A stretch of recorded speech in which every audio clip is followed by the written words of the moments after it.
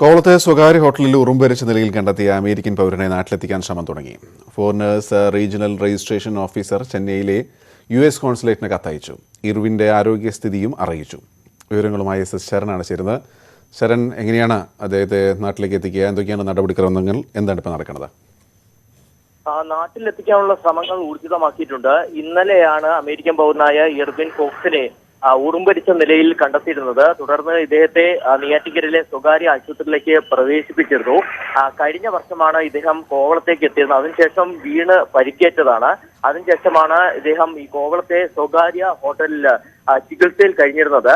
ഇദ്ദേഹത്തെ സഹായിച്ചിരുന്ന ആൾ ശ്രീലങ്കയിലേക്ക് പോയിരുന്നു. അതായത് കോവിഡ് നിയന്ത്രണങ്ങളിൽ ഇളവ് വന്നതിനെ തുടർന്ന് ശ്രീലങ്കയിലേക്ക് പോയിരുന്നു. അതോടുകൂടി അദ്ദേഹം പരിചരണമില്ലാതെ കഴിയുന്ന സാഹചര്യമാണ് ഉണ്ടായിരുന്നത്. പ്രത്യേകിച്ച് ഭക്ഷണവും ചികിത്സയും ഒന്നും ലഭ്യമല്ലാതെ ഗുരുതരാവസ്ഥയിലാണ് അദ്ദേഹം ഉണ്ടായിരുന്നത്.